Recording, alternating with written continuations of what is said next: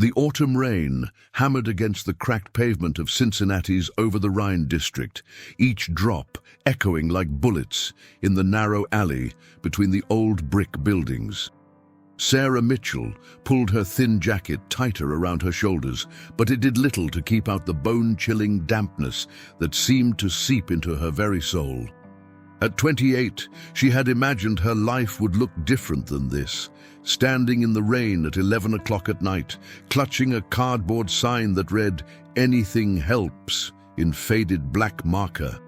The neon lights from Manny's Corner Bar cast an eerie red glow across the wet street, reflecting off puddles that had formed in the uneven asphalt.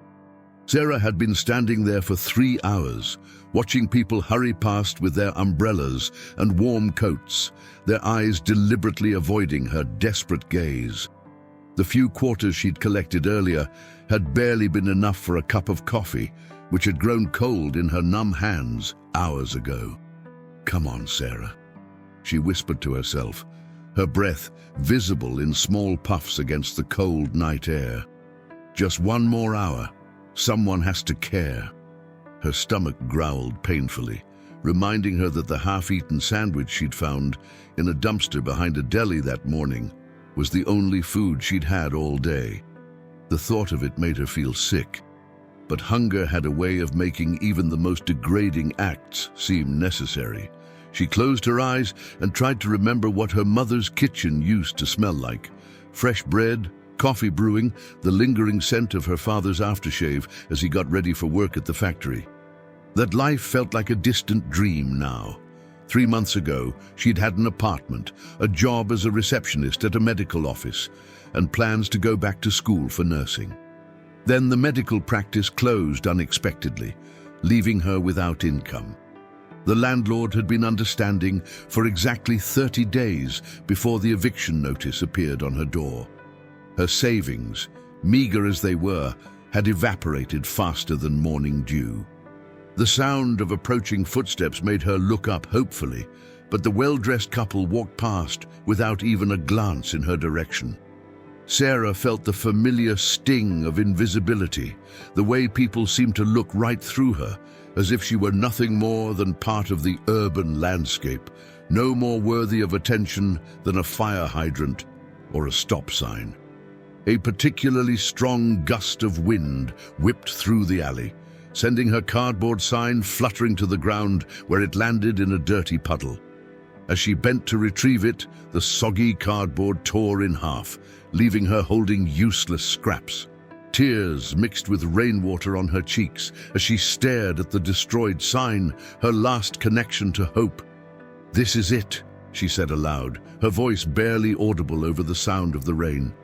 "This is rock bottom." The irony wasn't lost on her that she was just 6 blocks away from Riverfront Stadium, where she used to attend Cincinnati Reds games with her father every summer when she was a child. He would buy her cotton candy and peanuts, and they would cheer together as Pete Rose rounded the bases, his hustle and determination making him a hero in their eyes. Her father used to say that Rose never gave up, that he played every game like it was the World Series. "Never quit, Sarah," her father would tell her, using Pete Rose as an example. "That man gets knocked down, he gets right back up. That's what we do in this family." But her father had been dead for 5 years now, and Sarah felt like she was drowning in a sea of circumstances beyond her control. The factory job that had sustained their family for 20 years had moved overseas, and her mother had retreated into a bottle, becoming a stranger who barely recognized her own daughter. Sarah had tried to take care of her, but addiction had a way of consuming everything in its path, including the daughter who loved her. As she stood there in the rain, clutching the pieces of her ruined sign, Sarah wondered if her father would be proud of the woman she'd become. She thought probably not. The strong, determined girl he'd raised had given way to someone she barely recognized, someone who begged for change on street corners and ate food from dumpsters. The rain continued to fall steadily, turning the street into a small river that carried away cigarette butts, paper cups, and broken dreams. Sarah watched a plastic bag dance in the wind before getting caught in the spokes of an abandoned bicycle, and she felt a kinship with that bag, discarded, forgotten, at the mercy of forces beyond its control. A car splashed through a nearby puddle, sending a wave of dirty water in her direction. She jumped back, but not quickly enough to avoid getting soaked from the knees down. The driver never even slowed down, probably never even noticed the human being they'd just drenched. Sarah laughed bitterly at the absurdity of it all, as if she weren't wet enough already. Her phone buzzed in her pocket, and for a moment her heart leaped. Maybe it was a response to one of the dozens of job applications she'd submitted online at the public library. But when she looked at the screen, it was just a notification that her phone service would be disconnected in 3 days if she didn't make a payment. Another door closing, another connection to the world severed. The cold was beginning to affect her thinking, making her feel sluggish and confused. She knew she needed to find shelter for the night, but the homeless shelter was full. She'd tried earlier. The YMCA had a waiting list, and sleeping on the street was dangerous for a woman alone. She'd learned that the hard way 2 weeks ago when she'd woken up to find a strange man going through her backpack. As the clock above the bank across the street clicked past midnight, Sarah made a decision that surprised even her. Instead of looking for a doorway to huddle in or another corner to claim, she started walking toward Riverfront Stadium. She didn't know why. Maybe it was the memories of better times, or maybe it was just the need to be somewhere that had once meant something to her.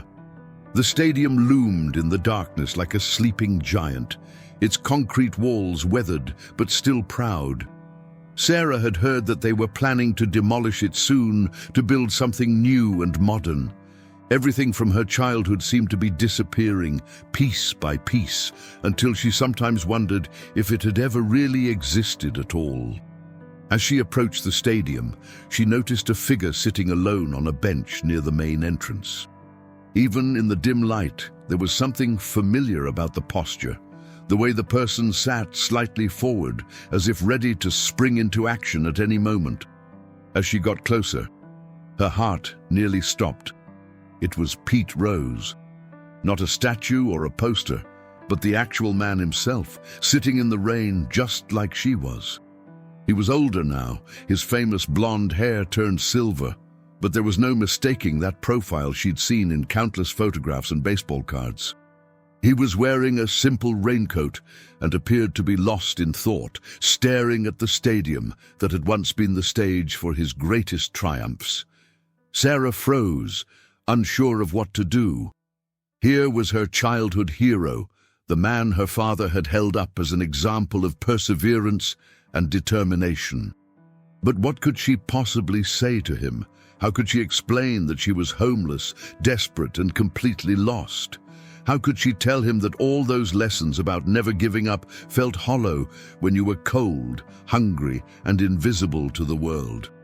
As if sensing her presence, Pete Rose looked up, and their eyes met across the 20 feet of wet pavement that separated them. Instead of looking away or pretending he hadn't seen her, he studied her face with the kind of attention she hadn't received from another human being in months. "Rough night?" he asked, his voice carrying easily through the sound of the rain. Sarah nodded, not trusting her voice to work properly.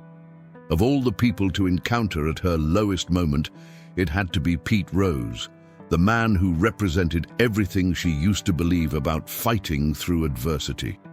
"Want to sit?" he asked, patting the bench beside him. "Sometimes it helps to have company when the world feels like it's ending."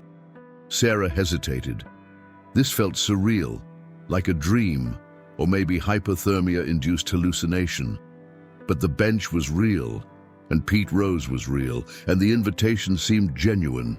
She walked slowly toward him, her wet shoes squeaking against the pavement with each step. As she sat down beside him, she realized that this moment, whatever it was, might be exactly what she needed. Not money or food or shelter, though she desperately needed all of those things. But maybe what she needed most was to remember who she used to be, and to find some small reason to believe that tomorrow might be different from today. The rain continued to fall, but for the first time in months, Sarah didn't feel completely alone. Pete Rose shifted slightly on the bench to make more room for Sarah, and she noticed that his raincoat was just as soaked as her thin jacket. Whatever had brought him to this bench in the middle of a rainstorm, it wasn't a casual decision. There was something deliberate about his presence here, as if he too was wrestling with demons that could only be faced in the darkness. "You know," Pete said, his eyes still fixed on the stadium, "I must have sat on this exact bench 1,000 times over the years, sometimes celebrating, sometimes trying to figure out where everything went wrong." He turned to look at Sarah more directly. "What brings you out here on a night like this?" Sarah felt heat rise in her cheeks despite the cold. How could she explain her situation to Pete Rose, a man who had achieved more in his lifetime than she could ever dream of? She looked down at her hands, which were red and numb from the cold, and tried to find words that wouldn't make her sound pathetic. She started, then stopped. The truth felt too heavy, too shameful. But something about Pete's presence, the way he'd invited her to sit without judgment, the genuine concern in his voice, made her want to be honest. "I don't really have anywhere else to go." Pete nodded slowly, as if this answer made perfect sense to him. Homeless? The word hit Sarah like a physical blow. She'd been avoiding that label for weeks, telling herself she was just between places or figuring things out. But sitting here in the rain, soaked through and clutching pieces of a destroyed cardboard sign, there was no point in euphemisms. "Yeah," she whispered. 3 months now." "That's rough," Pete said, and there was no pity in his voice, just acknowledgement. "Mind me asking what happened?" Sarah found herself telling him everything, about losing her job when the medical practice closed, about the eviction, about her mother's drinking problem, and her father's death. She told him about the job applications that went unanswered, the interviews that led nowhere, and the way people looked right through her as if she were invisible. The words poured out of her like water from a broken dam, and Pete listened without interruption. "My dad used to bring me to games here when I was little," she said, gesturing toward the stadium. "You were his favorite player. He always said you never gave up, no matter what, that you played every game like it mattered." Pete was quiet for a long moment, and Sarah worried she'd said something wrong. Maybe it was inappropriate to bring up his baseball career, especially given all the controversy that had followed him after retirement. She knew about the gambling scandal, the banishment from baseball, the way his legacy had become complicated and painful. "Your dad sounds like a good man," Pete finally said. "What was his name?" "Michael Mitchell. He worked at the Procter & Gamble plant for 20 years until they moved operations to Mexico. He used to say that watching you play taught him that hard work and hustle could overcome just about anything." Pete smiled, but there was sadness in it. "I hope I lived up to that faith, at least on the field." He paused, rain dripping from the brim of his cap. "Off the field? Well, that's a different story. I made some mistakes that cost me everything I thought mattered." Sarah looked at him with surprise. She had expected him to be confident, maybe even arrogant, the way successful people often were. Instead, he seemed vulnerable, almost fragile in the dim light. "Can I ask you something?" Sarah said. "What are you doing out here? I mean, sitting in the rain at midnight doesn't seem like something a famous person would normally do." Pete chuckled, but there was no humor in it. "Famous? I guess that depends on how you define it. Yeah, people still recognize me, but not always for reasons I'd like." He was quiet for a moment, collecting his thoughts. "Today marks 25 years since I agreed to the lifetime ban from baseball. 25 years of being shut out from the sport that defined my entire identity." Sarah felt a chill that had nothing to do with the weather. She realized she was witnessing something intensely private, a man confronting the anniversary of his greatest loss.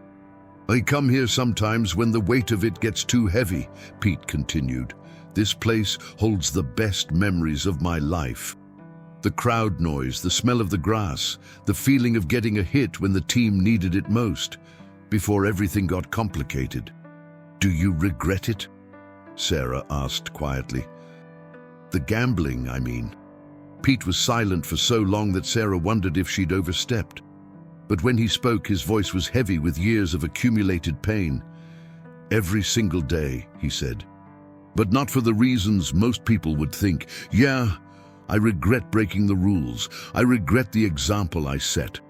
But what I regret most is how it affected people like your dad, fans who believed in what I represented. I let them down, and that's something I have to live with. Sarah felt tears mixing with the rainwater on her face. Here was Pete Rose, a legend, talking about regret and loss with the same raw honesty she'd just shared about her own failures.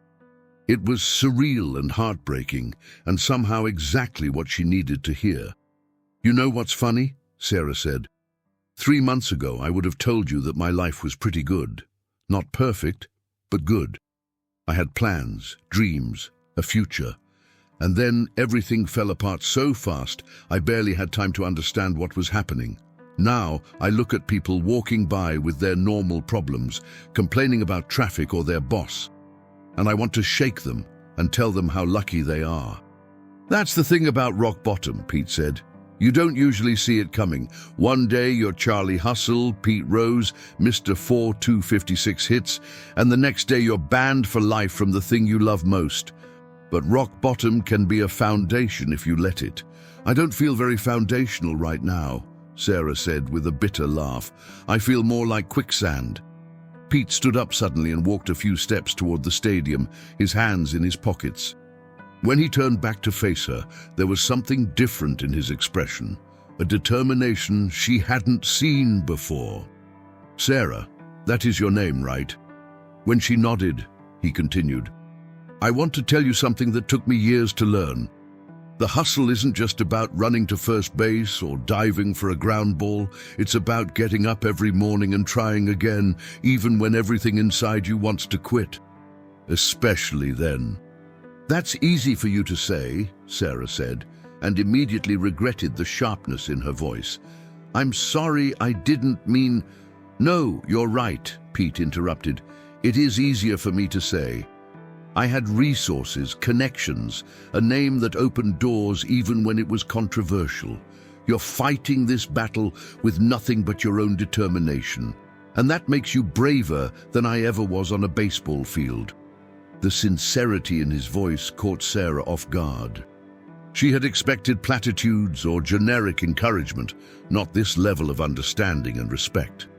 The thing is, Pete continued, sitting back down beside her, I've spent 25 years thinking about what really matters. And it's not the records or the fame or even the Hall of Fame that I'll never get into. It's moments like this, chances to do something right for someone who needs it. What do you mean? Sarah asked. Pete reached into his jacket and pulled out his wallet. Sarah's heart sank, thinking he was about to offer her money like she was just another panhandler. She was preparing to politely refuse when he surprised her by pulling out a business card instead. This is going to sound crazy, he said, but I own a small restaurant downtown. Actually, own is generous. I'm more like a partner who helps run the day-to-day operations. We're not fancy, just good food and honest work. We've been looking for someone to help with the front of house, greeting customers, managing reservations, that sort of thing. Sarah stared at the card, afraid to believe what she was hearing. I know you don't know me from Adam, Pete continued, except for what you've seen on TV or read in the papers, and maybe that's reason enough not to trust me. But if you're willing to take a chance, I'd like to offer you a job. It pays enough to get you back on your feet, and there's a small apartment above the restaurant that you could use until you find something permanent. Sarah looked from the card to Pete's face, searching for some sign that this was a cruel joke or elaborate con, but his eyes were steady and sincere, and there was something in his expression that reminded her of her father. That same no-nonsense honesty that cut through pretense and got straight to the heart of things. "Why?" she asked. "Why would you do this for a complete stranger?" Pete smiled, and for the first time since she'd sat down, it reached his eyes. "Because 25 years ago, someone gave me a second chance when I didn't deserve it. And because your dad believed in the kind of person I tried to be, even if I didn't always live up to it. Maybe this is my chance to actually be that person." The rain had started to lighten, and somewhere in the distance, Sarah could hear the sound of early morning traffic beginning to build. Dawn was still hours away, but the city was starting to stir with the promise of a new day. "I don't know what to say," Sarah said, her voice thick with emotion. "Say yes," Pete said simply. "Say yes, and let's get you out of this rain." Sarah woke up on a couch in the back office of Hustle and Heart restaurant, momentarily disoriented by the unfamiliar surroundings. Sunlight streamed through a small window, and she could hear the sounds of morning preparation, pots clanging, vegetables being chopped, the hiss of something cooking on the grill. For a moment, she wondered if the encounter with Pete Rose had been an elaborate dream brought on by hypothermia and desperation.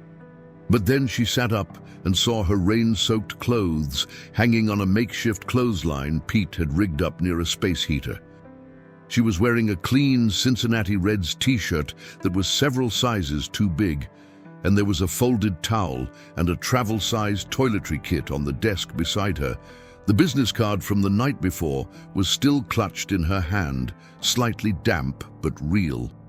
The door opened, and Pete poked his head in, carrying a steaming mug of coffee. "Morning, sunshine. How'd you sleep?" "Like the dead," Sarah admitted, accepting the coffee gratefully. It was perfect, strong but not bitter, with just a hint of cream. "I can't remember the last time I felt this rested." "That's what happens when you're not worried about someone stealing your stuff or worse while you sleep," Pete said. "Take your time getting ready. I want to introduce you to Maria when you're up for it." "Maria? My business partner. She actually runs this place. I just get in the way and occasionally charm the customers." Pete's self-deprecating smile was becoming familiar. "Fair warning, she's going to ask you a lot of questions. Maria doesn't trust easily, and she's protective of this place and everyone who works here." 20 minutes later, Sarah found herself face-to-face with Maria Gonzalez, a compact woman in her 50s with steel-gray hair pulled back in a practical bun and eyes that seemed to see everything at once. The restaurant was small but immaculate, with maybe 20 tables covered in red checkered tablecloths and walls decorated with Cincinnati sports memorabilia. Not just baseball, but football and basketball too. "So you're the young lady Pete found in the rain," Maria said, looking Sarah up and down with the thoroughness of a general inspecting troops.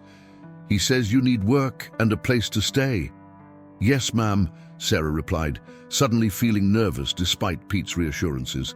"I have experience in customer service, and I'm willing to work hard." Maria nodded slowly. "Customer service experience is good, but that's not what I'm most interested in. Pete tells me you've been homeless for 3 months. That means you've learned things about survival and resilience that you can't get from any job. How do you handle difficult people?" The question caught Sarah off guard. She'd expected to be asked about her work history or why she'd ended up on the street, not about dealing with difficult customers. Well, when you're asking strangers for help, you meet all kinds of people," Sarah said carefully. "Some are kind, some are cruel, and most just want to pretend you don't exist. I learned that everyone's fighting their own battles, and sometimes rudeness is just pain wearing a disguise." Maria's expression softened slightly. "Good answer. What about stress? This job can get crazy during lunch rush or when we're short-staffed." Sarah almost laughed. "With all due respect, Mrs. Gonzalez, I don't think anything you can throw at me will be more stressful than wondering where I'm going to sleep tonight or when I'll eat again." "Maria," the older woman corrected. "And you're right," That kind of stress changes a person, sometimes for the better, sometimes not. Pete seems to think it made you stronger. Pete barely knows me, Sarah said honestly. He met me at my lowest point last night. I'm not sure that qualifies him to judge my character. Actually, I think that makes him more qualified, not less, Maria said. It's easy to be impressive when everything's going well. What matters is who you are when everything falls apart. She paused, studying Sarah's face. The question is, who are you? Sarah felt the weight of that question. 3 months ago, she would have had an easy answer. She was Sarah Mitchell, medical office receptionist, daughter, future nursing student. But that person felt like a stranger now, and she wasn't sure who had taken her place. I'm someone who used to think she had all the answers, Sarah said slowly. Someone who learned that life can change in an instant, and that most of the things I thought mattered really don't. I'm someone who's lost almost everything, but hasn't given up yet. Maria nodded approvingly. That's honest. I respect honesty. She glanced at Pete, who had been listening from behind the counter. Okay, here's what we're going to do. 2-week trial period. You'll work the front of house during lunch and dinner service, help with opening and closing procedures, and handle phone orders. Pay is $15 an hour to start, plus tips, and you can use the apartment upstairs rent-free for the first month while you get back on your feet. Sarah felt her knees go weak with relief. Thank you. I won't let you down. See that you don't, Maria said, but her tone was kinder now. This place means everything to Pete and me. We opened it 5 years ago when Pete was going through his own dark period, and it's been our second chance. We don't give those out lightly. The morning passed quickly as Maria showed Sarah around the restaurant and explained the systems they used for orders, seating, and payment. The lunch menu was simple but well thought out. Burgers, sandwiches, salads, and daily specials that showcased Maria's background in traditional Mexican cooking alongside classic American diner fare. We get all kinds here, Maria explained as she walked Sarah through the dining room. Office workers, construction crews, elderly folks who come in for coffee and conversation, families celebrating birthdays. The key is treating everyone like they matter, because they do. As if summoned by her words, the lunch crowd began to arrive. Sarah watched in fascination as Maria and Pete worked together with practiced efficiency. Maria commanded the kitchen like a general, calling out orders and coordinating with the 2 line cooks who worked under her direction. Pete moved through the dining room like he was still playing baseball, with purpose and energy, connecting with every customer, remembering their names and asking about their families. Mr. Henderson, Pete called out to an elderly man who had just taken a seat by the window. How's your grandson doing at UC? Still playing shortstop? Made varsity this year, the old man replied with obvious pride. Says he's been working on his swing like you taught him. That's my boy. Maria, make sure Mr. Henderson gets extra fries with his usual.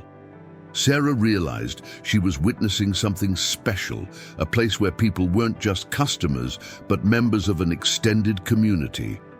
It was the kind of establishment that had become rare in an age of chain restaurants and fast food, where efficiency mattered more than connection. You see it now, don't you? Pete asked, appearing beside her with a tray of dirty dishes.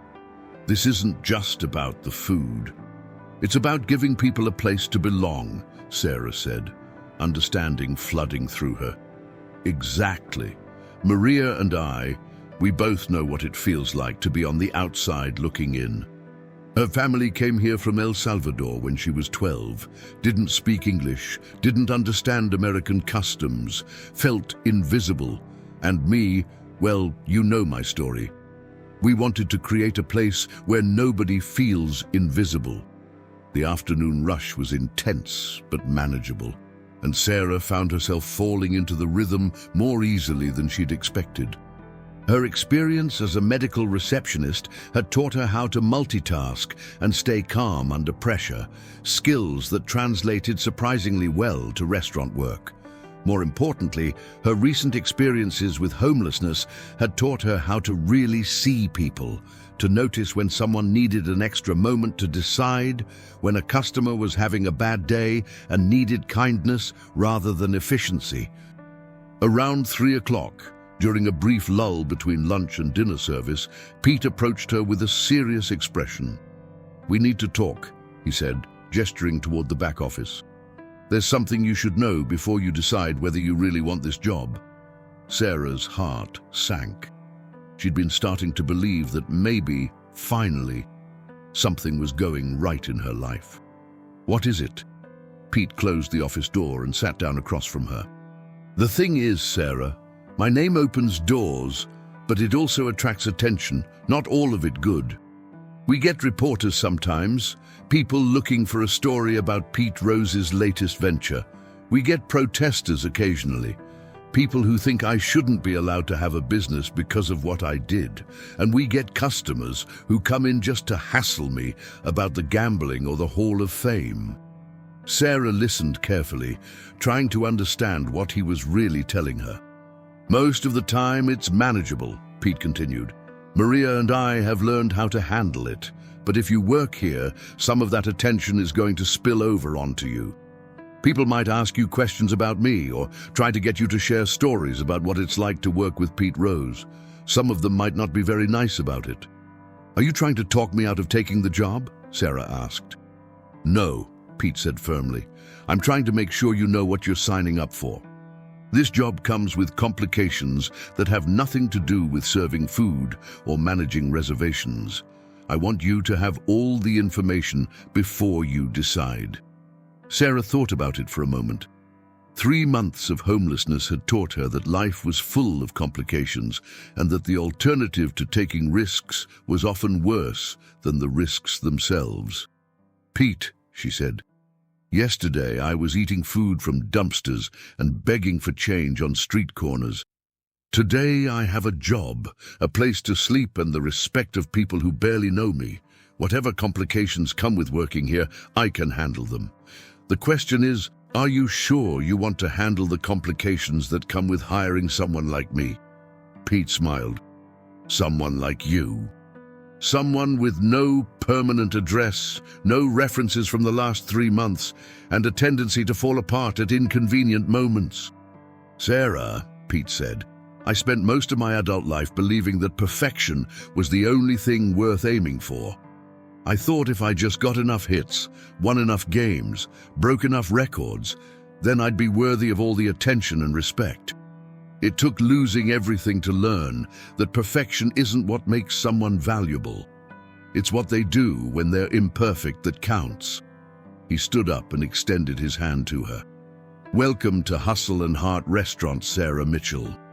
Let's see what happens when 2 imperfect people try to do something right." As Sarah shook his hand, she felt something she hadn't experienced in months. Hope. Not the desperate, grasping hope of someone drowning, but the steady, quiet hope of someone who has found solid ground and is ready to start building again. Outside, Cincinnati was going about its afternoon business, unaware that in a small restaurant downtown, 2 people who had lost everything were beginning the slow, difficult work of finding their way back to who they were meant to be. 2 weeks into her trial period, Sarah had fallen into a rhythm that felt both foreign and familiar. Her days began at 6 a.m. when she would come downstairs from her small apartment to help Maria prep for the breakfast crowd. The apartment itself was sparse but clean. Just a bed, a dresser, a small kitchenette, and a window that looked out over the busy street below. After months of sleeping in doorways and shelters, it felt like luxury. The work was physically demanding but emotionally satisfying in a way her previous job had never been.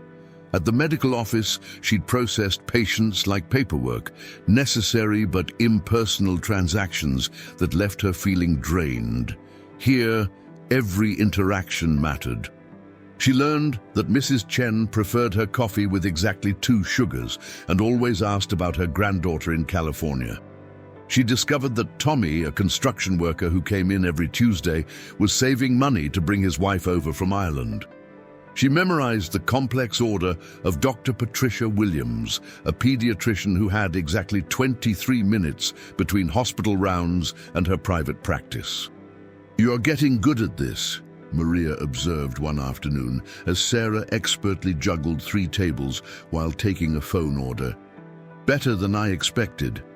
"Thanks," Sarah said, balancing plates up her arm the way Maria had taught her. "I think I'm finally remembering who I used to be before everything fell apart." "No," Maria corrected gently.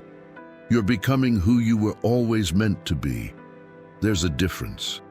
That afternoon, Sarah encountered her first real test of Pete's warnings about unwanted attention.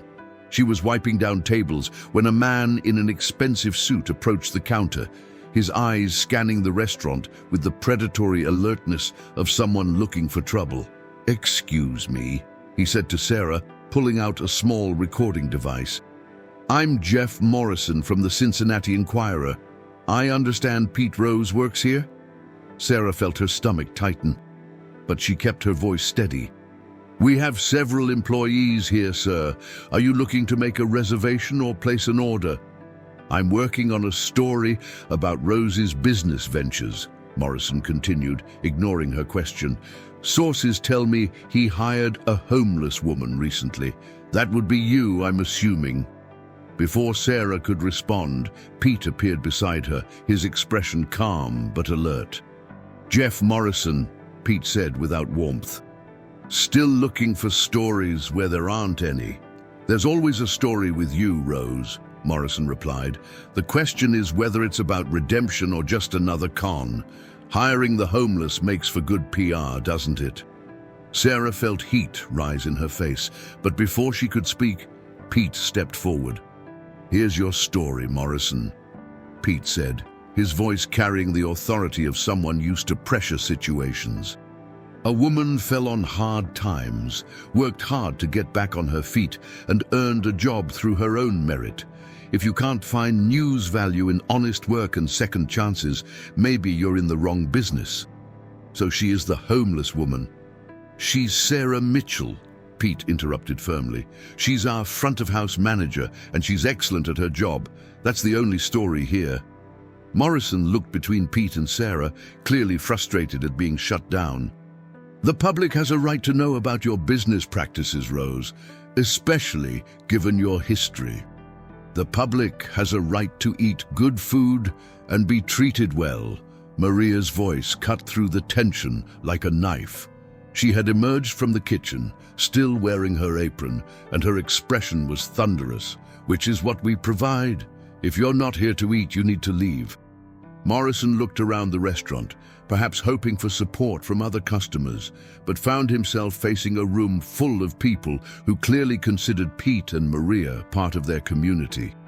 An elderly woman at table 6 actually glared at him over her reading glasses. "This isn't over," Morrison said, pocketing his recorder. "Yes, it is," Pete replied calmly. "Have a good day, Jeff." After Morrison left, Sarah found herself shaking slightly from the adrenaline.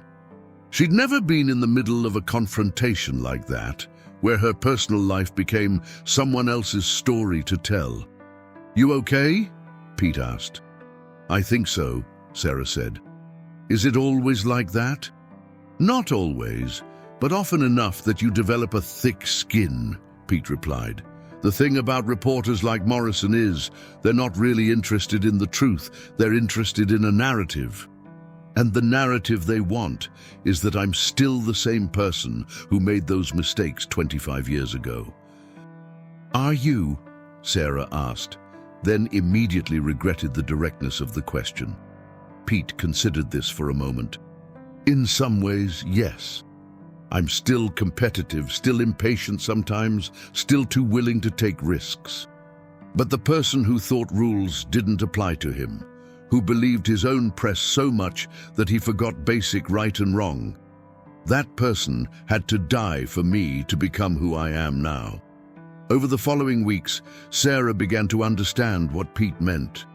She watched him handle difficult customers with patience, help elderly patrons with their coats, and spend his own money to cover meals for people who came up short on their bills. When a regular customer's son was deployed overseas, Pete organized a care package drive. When Mrs. Chen's granddaughter was accepted to college but couldn't afford textbooks, Pete quietly arranged for the restaurant to win a contest that provided a scholarship fund.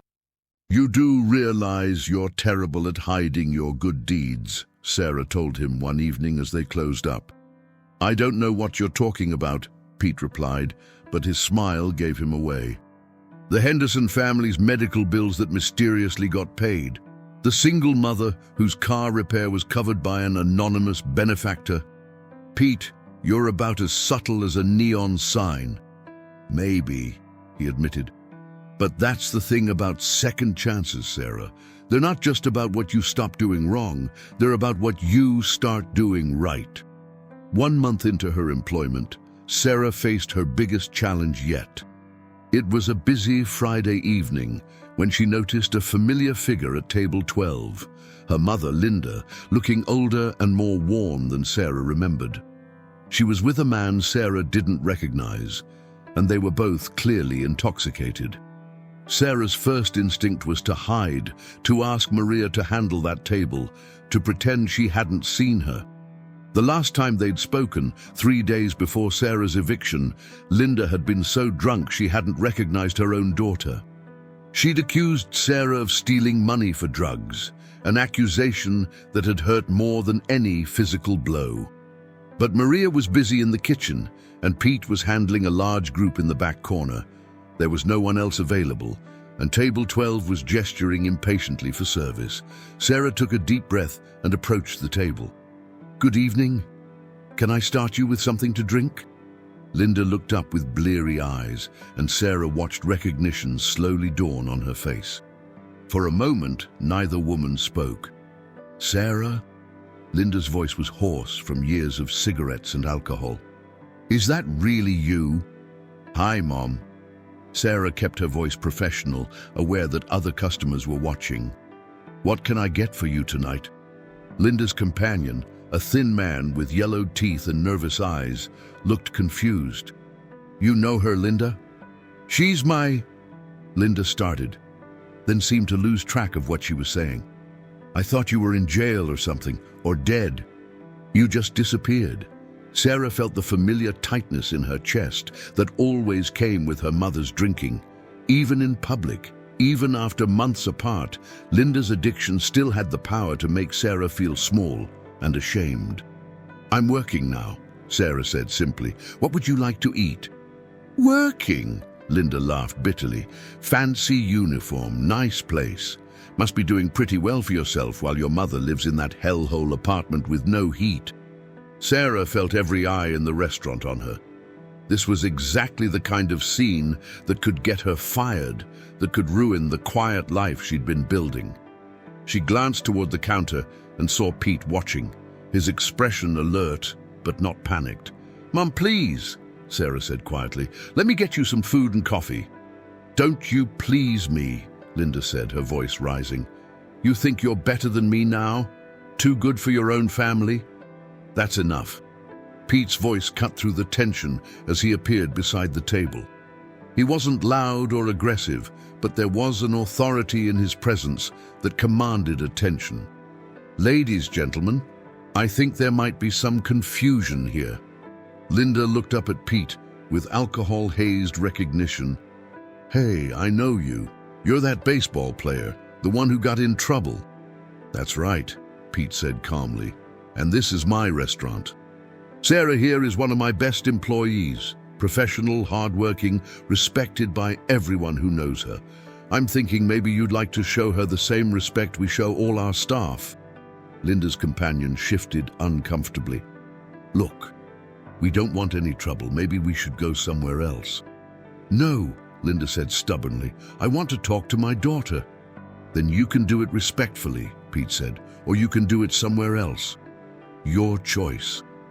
For a moment, Sarah thought her mother was going to escalate the situation. Linda had never backed down from a confrontation, especially when she'd been drinking.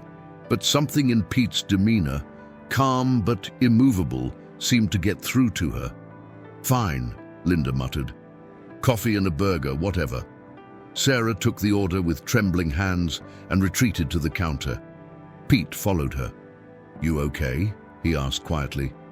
"I'm sorry," Sarah said. "I should have warned you that something like this might happen. I can handle this table, or if you want me to leave—" "Sarah," Pete's voice was firm, "you have nothing to apologize for. Family is complicated for everyone. Trust me, I know." "This could be bad for business," Sarah said. "If she causes a scene, then we'll handle it together." Pete glanced back at table 12. "But right now, she's just a customer who needs food and coffee, and you're a professional doing her job." When Sarah returned with the coffee, Linda seemed calmer. The hot liquid and Pete's intervention had apparently sobered her slightly. "You look good," Linda said, and for a moment she sounded like the mother Sarah remembered from childhood. "Healthy." "Thank you," Sarah said carefully. "I'm sorry about before. When you came to me for help, I was going through a rough patch." Sarah felt tears threaten, but kept her voice steady. "It's okay, Mom." "No, it's not." Linda looked down at her hands. "I've made a lot of mistakes, Sarah. With you, with your father's memory, with my whole life. I don't know how to fix them." "You don't have to fix everything at once," Sarah said, echoing advice Pete had given her. "Just start with today." When Linda and her companion left an hour later, she slipped a crumpled $20 bill under her coffee cup, more than enough to cover their modest meal. As Sarah cleared the table, she found a napkin with her mother's phone number scrawled on it in shaky handwriting. "That went better than I expected," Pete said as Sarah stood holding the napkin. "She's trying," Sarah said. "I think. It's hard to tell with her sometimes." "Trying is all any of us can do," Pete replied. "The question is, what are you going to do with that phone number?" Sarah looked at the crumpled napkin for a long moment.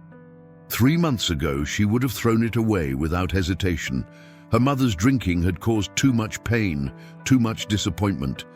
But 3 months ago, she'd been a different person, someone who believed that some mistakes were unforgivable, some people unchangeable.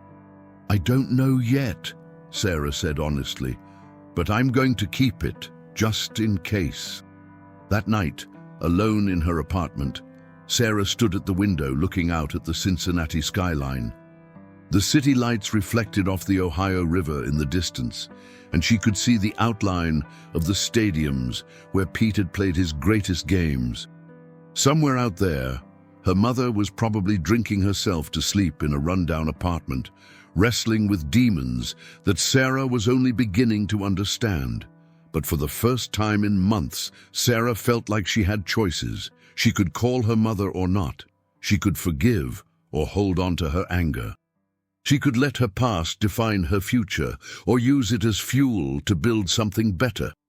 As she got ready for bed, Sarah thought about the conversation she'd had with Pete about second chances. Maybe they weren't just about stopping destructive behavior.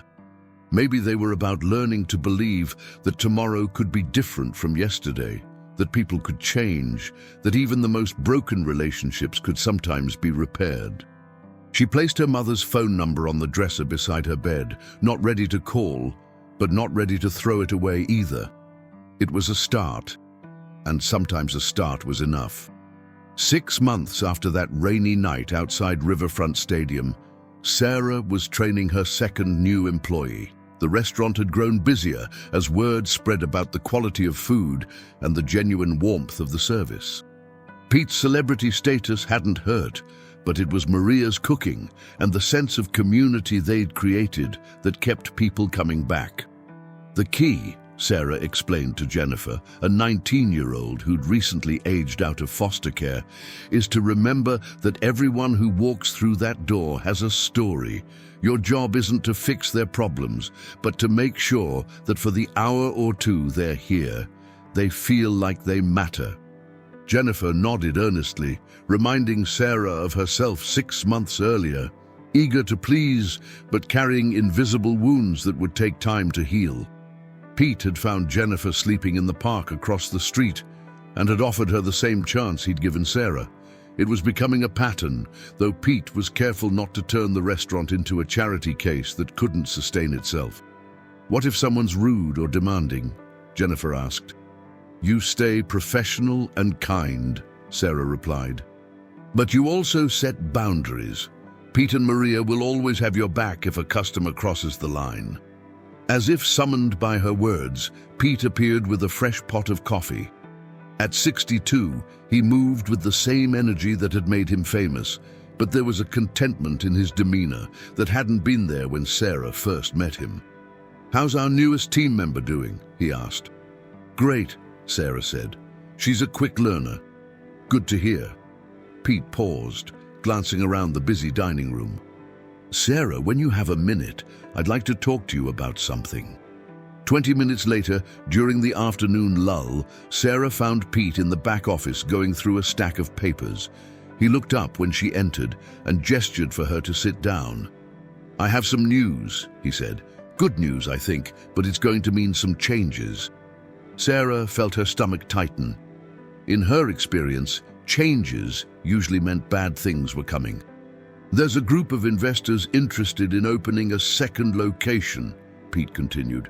"They've seen what we've built here and want to replicate it in Columbus. They're offering to make me a partner in the expansion." "That's wonderful," Sarah said, though she wasn't sure where this was leading. "The thing is, they want me to oversee the new location for the first year. Make sure it captures the same spirit as this place, which means I'd be spending most of my time in Columbus." Sarah nodded, beginning to understand. "You'd need someone to manage this location." "Not just manage," Pete said. "Run. Be the face of the place. Make the daily decisions. Handle the staff and suppliers and all the headaches that come with keeping a restaurant running." He paused, studying her face. "I want to offer you that position." Sarah stared at him, certain she'd misheard. "Me? You. Full management position, with a salary and profit sharing that would make this a real career, not just a job. Maria would still run the kitchen. She's the heart of this place. But you'd handle everything else." "Pete, I don't have experience managing a restaurant. I don't have a business degree or—" "You have something better," Pete interrupted. "You understand what this place is really about. You know how to make people feel valued. You've proven you can handle pressure and solve problems. And more importantly, you care about this place and the people in it the way an owner should." Sarah felt overwhelmed. 6 months ago, she'd been homeless and desperate. Now, Pete was offering her a chance to run a business, to build something lasting. "What about my past?" she asked. "What happens when people find out the manager used to be homeless? What happens when reporters like Morrison decide that's a story worth telling?" Pete smiled. "Let them tell it. Let them write about how a woman lost everything and fought her way back. Let them write about second chances and the power of hard work. That's not a story to be ashamed of. That's a story to be proud of." "I need time to think about it," Sarah said. "Of course. Take all the time you need. The investors aren't moving forward until fall anyway." That evening, after the restaurant closed, Sarah walked the streets of Cincinnati, trying to process Pete's offer. She found herself back at Riverfront Stadium, though the demolition had begun and only part of the structure remained. She sat on the same bench where she'd met Pete, remembering that desperate, rain-soaked night when she'd thought her life was over. Her phone buzzed with a text message. It was from her mother. "Celebrating 30 days sober today. Thought you'd want to know." Sarah smiled. Her relationship with Linda was still complicated and fragile, but they'd been talking regularly for the past 2 months. Linda was attending AA meetings and had gotten a part-time job at a grocery store. She'd even come to the restaurant twice, both times sober, and both times treating Sarah with the respect she deserved. "Proud of you," Sarah texted back. "Want to have coffee this weekend?" "I'd like that," came the quick reply. As Sarah sat in the gathering dusk, she thought about the choices that had brought her to this moment. The job loss that had seemed like a catastrophe had led her to Pete and Maria and the restaurant. The homelessness that had nearly broken her had taught her resilience and empathy. The rain-soaked desperation that had driven her to this bench had connected her with someone who understood second chances in a way few people could. Her phone rang, and she was surprised to see it was Pete. "I hope I'm not bothering you," he said. "I just wanted to say something I should have said earlier. Whatever you decide about the management position, I want you to know that meeting you that night changed my life too." "What do you mean?" Sarah asked. "For 25 years, I've been trying to figure out how to make amends for my mistakes. I donated money to charities. I did community service. I tried to be a better person. But none of it felt like enough, because it was all about me trying to repair my own reputation." Pete paused, and Sarah could hear traffic in the background, as if he too was walking somewhere. "But helping you wasn't about me," he continued. "It was about seeing someone who needed a chance and being in a position to give it. For the first time since my ban from baseball, I felt like I was doing something that mattered not because of who I used to be, but because of who I am now." "Pete, I'm not trying to pressure you into taking the job," he said quickly. "I'm just trying to say thank you for letting me help, for working so hard to deserve the chance I gave you, for showing me that redemption isn't about erasing the past, it's about using it to build something better." After Pete hung up, Sarah sat in silence for a long time. Around her, Cincinnati continued its evening rhythm. Cars passing, people walking home from work, the distant sound of a baseball game playing on someone's radio. This city had been the backdrop for both her greatest failure and her recovery. It was where her father had brought her to see Pete Rose play, where she'd lost everything, where she'd found herself again. The next morning, Sarah arrived at the restaurant early to help with prep. She found Maria already at work, kneading dough for the day's bread. "You're going to take the job," Maria said without looking up. "How do you know?" Sarah asked. "Because you're here at 6 in the morning, thinking about how to make this place better. Because you know what it means to people like Jennifer and Mr. Henderson and all the others who need a place where they matter."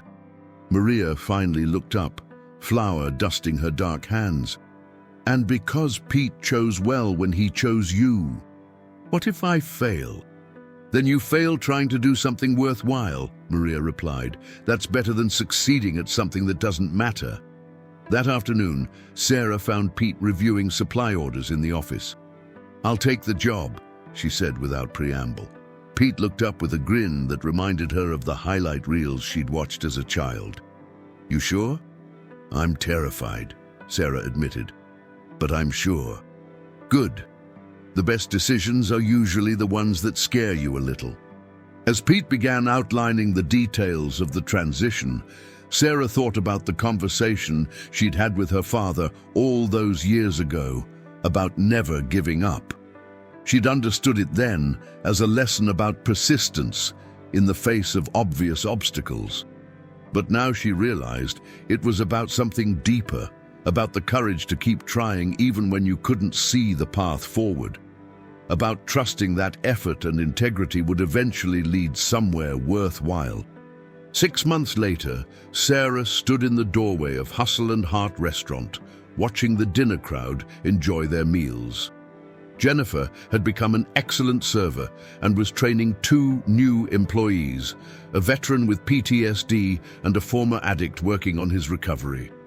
The walls were covered with photos of customers celebrating birthdays, anniversaries, and other milestones at their tables. The community board near the entrance was full of job postings, apartment listings, and announcements for local events. Pete's investors had been so impressed with the success of the original location under Sarah's management that they'd fast-tracked plans for a 3rd restaurant. Pete split his time between Columbus and Cincinnati now, but Sarah handled the day-to-day operations with a confidence that sometimes surprised even her. As she watched Mr. A.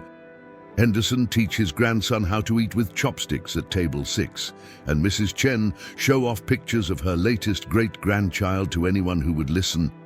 Sarah understood that she'd found something she'd never really had before, a sense of purpose that went beyond her own survival. Her phone buzzed with a text from her mother. 6 months sober today. Thank you for not giving up on me. Sarah smiled and typed back, thank you for not giving up on yourself. Outside, it was starting to rain. A gentle spring shower that made the city look fresh and clean. Sarah remembered another rainy night 6 months ago when she'd thought her story was ending.